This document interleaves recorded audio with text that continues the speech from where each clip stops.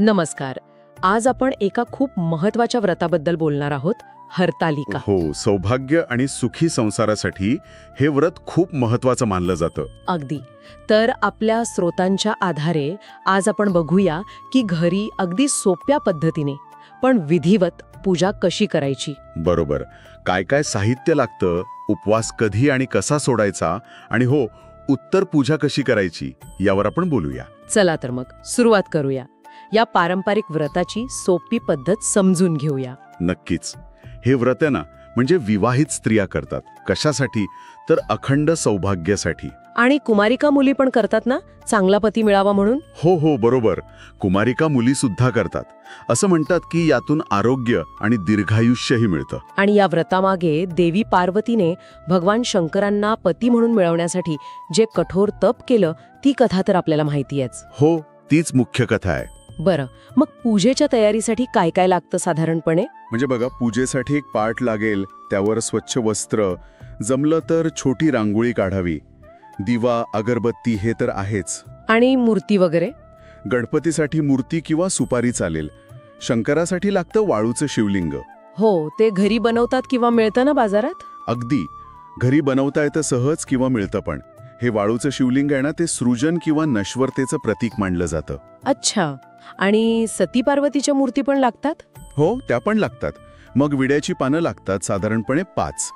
त्यावर हळकुंड, खारीक, बदाम, सुपारी आणि 1 रुपयाचं नाणं ठेवतात. आणि ओटीचं सामान? हो, ओटीचं सामान म्हणजे खण, हिरव्या बांगड्या, टिकली, जोडवी, एक छोटा कंगवा, नारळ.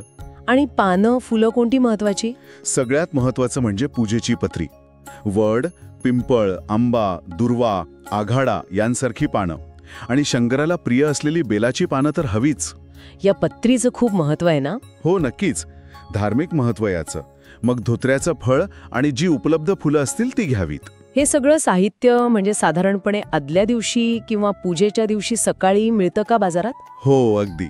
पण कधी कधी शहरात एखादी विशिष्ट पत्री शोधायला लागते. पण हरकत नाही, श्रद्धेने जे उपलब्ध आहे ते अर्पण करावं. बरं, साहित्य जमलं. आता पूजेची मांडणी कशी करायची? सुरुवात कुठून? सुरुवात दिव्याने करावी.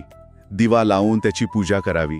मग आपल्या उजव्या बाजूला गणपतीची स्थापना करायची, मूर्ती किंवा सुपारी. आणि मग अभिषेक? हो, ओम गम गणपतये नमः असं म्हणत पाण्याने, मग दुधाने आणि पुन्हा पाण्याने अभिषेक करावा. गणपतीला दुर्वा वाहून गुळ खोबऱ्याचा नैवेद्य दाखवून विघ्न दूर करण्याची प्रार्थना करायची, हो ना? अगदी बरोबर आहे. ते खूप महत्वाचं आहे. गणपतीची पूजा झाली की मग सती पार्वती मातेची पूजा. त्यांना हळद, कुंकू, फुलं, गजरा असं सगळं? हो, आणि मग मुख्य पूजा म्हणजे वाळूच्या शिवलिंगाची. इथे एक गोष्ट लक्षात ठेवायची, शिवलिंगाचं टोक दक्षिणेकडे नसावं. अच्छा, दक्षिणेकडे नको? नाही.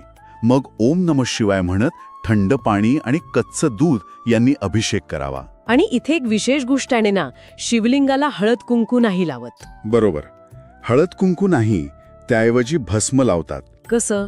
3 बोटांनी भस्म लावायचं, मग एक पांढरा धागा किंवा कापसाचं वस्त्र अर्पण करावं. आणि बेलाची पानं? हो, शंकराला अत्यंत प्रिय.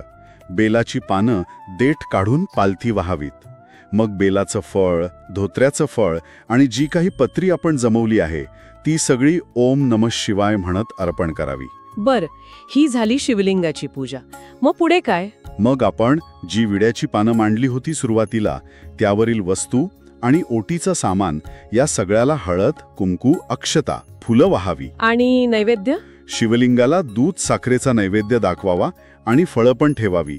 मग शेवटी संपूर्ण पूजेला दिवा ओवाळून आरती करावी. पूजा झाल्यावर हरतालिकेची कथा वाचण्याचं पण खूप महत्व आहे, नाही का? हो, खूप जास्त महत्व आहे.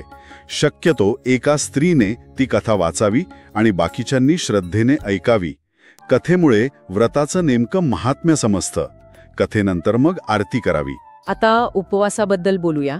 याचे नियम थोडे वेगळे असतात असं ऐकलंय. हो, म्हणजे तसं पाहिलं तर हा निर्जळी उपवास असतो, पण आजकाल तब्येतीनुसार काही गोष्टी खाल्ल्या जातात. तरीही हा उपवास पूर्ण दिवस धरून दुसऱ्या दिवशी सोडायचा असतो. कधी सोडायचा? दुसऱ्या दिवशी गणपती बाप्पाच्या नैवेद्यानंतर. उपवासाला फळं, सुकामेवा, दूध, राजगिरा असं चालतं. आणि काय टाळावं? शक्यतो खारट, तिखट, तेलकट पदार्थ टाळावेत. म्हणजे अगदी साबुदाणा खिचडी वगैरे पण नाही. गोड पदार्थांना प्राधान्य दिलं जातं. व्रताची शुद्धता महत्वाची मानली जाते इथे. समजलं. आता उत्तर पूजा म्हणजे विसर्जन, ते कधी आणि कसं करायचं? उत्तर पूजा दुसऱ्या दिवशी करायची असते. घाई करायची नाही. सकाळी पुन्हा व्यवस्थित दिवा अगरबत्ती लावून मूर्तींना हळद कुंकू, शिवलिंगाला भस्म अर्पण करून दही भाताचा नैवेद्य दाखवावा. आणि मग आरती करून क्षमा मागायची. हो, आरती करावी आणि नकळत काही चुकलं असेल तर क्षमा मागावी. मग मूर्ती आणि बाकी साहित्याचं विसर्जन करायचं. कसं करायचं विसर्जन? सती पार्वतीच्या मूर्ती आणि वाळूचं शिवलिंग शक्यतो वाहत्या पाण्यात विसर्जित करावं. पत्री, फुलं वगैरे निर्माल्यात टाकावी. आणि ओटीच्या सामानाचं काय? ओटीचं सामान घरातल्या स्त्रिया वापरू शकतात. आणि हो, उत्तर पूजा शक्यतो दुपारी 12च्या आत करावी असं म्हणतात. तर आजच्या या चर्चेतून आपल्याला हरतालिकेची पूजा घरी कशी सोप्या पद्धतीने करता येईल, काय साहित्य लागतं, कथेचं महत्त्व, उपवासाचे आणि विसर्जनाचे नियम काय आहेत, हे सगळं अगदी स्पष्ट झालं आहे. हो, नक्कीच. मुख्य म्हणजे गणपती पूजन, मग सती पार्वती पूजन, शिवलिंगाचा अभिषेक आणि पत्री अर्पण करणं हे महत्त्वाचे विधी आहेत. आणि उपवास व उत्तर पूजा दुसऱ्या दिवशी करणं गरजेचं आहे. ही माहिती ऐकणाऱ्यांना नक्कीच उपयोगी पडेल. आणि एक विचार करण्यासारखी गोष्ट म्हणजे आजच्या या धावपळीच्या जीवनात असे पारंपरिक विधी पाळणं हे केवळ एक कर्मकांड नाहीये. हो, खरंय. तर ते आपल्याला आपल्या संस्कृतीशी, आपल्या मुळांशी, आपल्या श्रद्धेशी जोडण्याचा एक मार्ग आहे. यातून जी एक मानसिक शांतता मिळते, जे समाधान मिळतं, त्याचा अनुभव आजच्या काळात कसा वेगळा आणि महत्त्वाचा ठरू शकतो, नाही का? यावर आपण नक्कीच विचार करू शकतो.